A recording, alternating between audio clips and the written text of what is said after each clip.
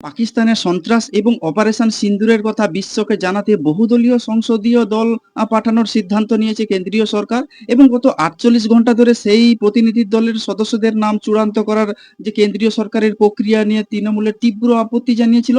অবশেষে সেই বড় গড়ল এবং মঙ্গলবার সকালে কেন্দ্রীয় আইনমন্ত্রী কিরেন রিজিজু ফোন করেছিলেন তৃণমূল নেত্রী মমতা বন্দ্যোপাধ্যায়কে এবং দুজনের মধ্যে বেশ খানিকক্ষণ কথোপকথন হয় এবং যেটা জানা গিয়েছে যে সংসদীয় দলে তৃণমূলের তরফে যাবে অভিষেক বন্দ্যোপাধ্যায় এবং অভিষেকের নামই প্রস্তাব করেছেন রাজ্যের মুখ্যমন্ত্রী মমতা ব্যানার্জি। দলকে না জানিয়ে বহরমপুরের তৃণমূল সাংসদ ইউসুফ পাঠানকে সংসদীয় দলে তৃণমূলের প্রতিনিধি হিসাবে রাখার ক্ষোভ প্রকাশ করেছিলেন মুখ্যমন্ত্রী মমতা বন্দ্যোপাধ্যায় এবং সর্বভারতীয় সাধারণ সম্পাদক অভিষেক বন্দ্যোপাধ্যায় এবং দলের দুই সর্বোচ্চ নেতৃত্ব স্পষ্ট করে দিয়েছিলেন কেন্দ্র বা শাসক দলের বিজেপি ঠিক করতে পারে না যে তৃণমূলের তরফে কে যাবে কি কে যাবে না, তা দলই ঠিক করবে। তবে মমতা বন্দ্যোপাধ্যায় এবং অভিষেক বন্দ্যোপাধ্যায় সোমবার স্পষ্ট করে দিয়েছিলেন কেন্দ্র যদি অনুরোধ করে তাহলে তৃণমূল নিশ্চয়ই তারা বিবেচনা করবে। তবে বাংলার শাসক দল সূত্রে যে খবর যে কিরণ রিজিজুর সঙ্গে ফোনে কথা হওয়ার সময় দলের নেতৃত্বকে না জানিয়ে কিভাবে কেন্দ্র তৃণমূলের প্রতিনিধির নাম ঠিক করেছিল তা নিয়ে ক্ষোভ প্রকাশ জানান রাজ্যের মুখ্যমন্ত্রী মমতা বন্দ্যোপাধ্যায় এবং কেন্দ্রীয় মন্ত্রীও মমতা বন্দ্যোপাধ্যায়ের সঙ্গে কিছুক্ষণ কথোপকথন হয়। পরে আলোচনার মধ্যে দিয়ে একটা ঐকমত্যে পৌঁছায় এবং কিরণ রিজিজু ফোনই করে সরাসরি যোগাযোগ করেছিলেন পাঠানের সঙ্গে এবং তার পাসপোর্ট সংক্রান্ত নথি চেয়েছিলেন কেন্দ্রীয় মন্ত্রী। তবে দলের কাছে এই খবর যাওয়ার পর দলের তরফ থেকে নড়েচড়ে বসে এবং তারা ইউসুফ পাঠানকে পাঠাতে রাজি হয়নি। ইউসুফ পাঠানের নাম তারা প্রত্যাহার করে নেয়। তবে রাজ্যের তরফে একটা বিষয় পরিষ্কার করে দেওয়া হয়, বিদেশ নীতির বিষয় কেন্দ্রীয় সরকারের সঙ্গে তৃণমূল রয়েছে কিন্তু তৃণমূলের যে আভ্যন্তরীণ বিষয় সেটাতে নাক গলাতে পারে না কেন্দ্র। একই কথা বলেছিলেন অভিষেক বন্দ্যোপাধ্যায়ও।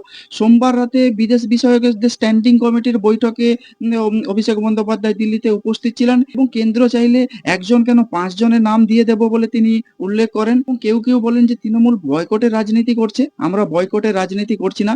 রবিবার রাত থেকে এই নিয়ে তৃণমূল কেন্দ্রের উপর চাপ তৈরি করার চেষ্টা করেছিল কেন্দ্র। এরপরই মঙ্গলবার মমতা বন্দ্যোপাধ্যায়ের কাছে আনুষ্ঠানিকভাবে প্রতিনিধি পাঠানোর অনুরোধ করলেন কেন্দ্রীয় মন্ত্রী। পাকিস্তানের সন্ত্রাস এবং ভারতের অপারেশন সিন্দুরের কথা জানাতে বিভিন্ন দেশে ঘুরবে ভারতের বহুদলীয় প্রতিনিধি দল এবং তৃণমূল সাংসদ অভিষেক বন্দ্যোপাধ্যায় যে দলে রয়েছেন সেই দলে যাবেন এশিয়ার ৫ দেশের এবং দলের নেতৃত্ব দেবেন জেডিইউ নেতা সাংসদ সঞ্জয় ঝা। মঙ্গলবার এই সফর নিয়ে প্রতিনিধিদের সঙ্গে বৈঠক করেন বিদেশমন্ত্রী বিক্রম মিশ্রি এবং তাতে যোগ দেন অভিষেক বন্দ্যোপাধ্যায়। কেন্দ্রের নরেন্দ্র মোদী সরকার সিদ্ধান্ত নিয়েছে যে বহুদলীয় প্রতিনিধি দল দেশে দেশে গিয়ে ভারতীয় সেনার যে অপারেশন সিন্দুর সেই অপারেশন সিন্দুর অভিযানের কথা তুলে ধরবেন এবং পাকিস্তানের জঙ্গি ঘাঁটি ধ্বংসের জন্য যে অভিযান চালানো হয়েছিল সেটাই তাদের তুলে ধরার মূল উদ্দেশ্য এবং দীর্ঘ টানাপোড়েনের পর মঙ্গলবার সকালে এই দলের জন্য অভিষেক বন্দ্যোপাধ্যায়ের নাম প্রস্তাব করেন মুখ্যমন্ত্রী তথা তৃণমূল নেত্রী মমতা বন্দ্যোপাধ্যায়। তারপরেই বিদেশ সচিব বিক্রম মিশ্রির যে প্রতিনিধি দল সেই প্রতিনিধি দলের সদস্যদের যে বৈঠক সেই বৈঠকে যোগ দেন অভিষেক বন্দ্যোপাধ্যায় এবং সফরে গিয়ে প্রতিনিধিরা কি করবেন তা নিয়ে নির্দিষ্ট একটি পরিকল্পনা রয়েছে কেন্দ্রের। তবে অভিষেক বন্দ্যোপাধ্যায় যে দলে রয়েছেন সেই দল যাচ্ছে সিঙ্গাপুর, ইন্দোনেশিয়া, দক্ষিণ কোরিয়া, জাপান, মালয়েশিয়া এবং তৃণমূল সাংসদ ছাড়াও এই দলে রয়েছেন বিজেপির সাংসদ অপরাজিতা ষড়ঙ্গী এবং বিজেপির সাংসদ ব্রিজলাল এবং বিজেপির সাংসদ প্রধান বড়ুয়া, বিজেপির আরেক সাংসদ হেমাঙ্গ যোশী এবং সিপিএম সাংসদ জন ব্রিটাস, কংগ্রেস নেতা সলমন খুরশিদ এবং মোহন কুমার এবং এই বহুদলীয় প্রতিনিধি দলে বহরমপুরের সাংসদ ইউসুফ পাঠানকে তৃণমূলের প্রতিনিধি হিসাবে রেখেছিলেন কেন্দ্রীয় সরকার এবং তৃণমূলকে না জানিয়ে কেন্দ্রের এই পদক্ষেপে ক্ষোভ প্রকাশ করেন তৃণমূল নেত্রী মমতা বন্দ্যোপাধ্যায় এবং অভিষেক বন্দ্যোপাধ্যায় এবং তারা দুজনেই জানিয়েছিলেন যে কেন্দ্র বা পক্ষান্তরে শাসক দল বিজেপি ঠিক করতে পারে না যে তৃণমূলের তরফে কে যাবে কি কে যাবে না এবং তার দলই ঠিক করবে।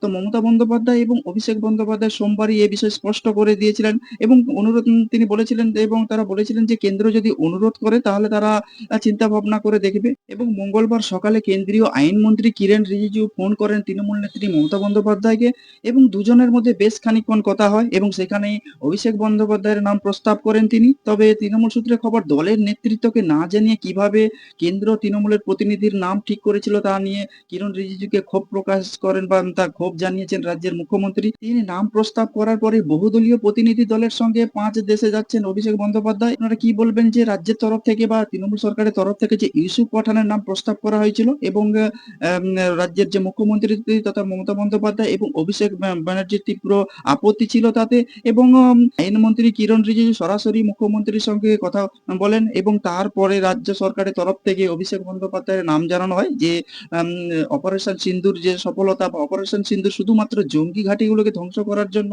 পাকিস্তানে ভারত আক্রমণ চালিয়েছিল সেটা বিদেশের মাটিতে তারা বিভিন্ন দেশে ঘুরে, ঘুরে প্রচার করবেন এবং পাকিস্তানকে তুলনা করবেন এক প্রকারে যে যেভাবে তারা জঙ্গি মদদ দিয়ে চলেছে। তো আপনারা কি বলবেন? এইসব বিষয় নিয়ে যদি কোন কিছু বলতে চান তাহলে অবশ্যই কমেন্টস বক্সে কমেন্টস করতে পারেন। আর নজর রাখুন নাচিন্দা টিভি।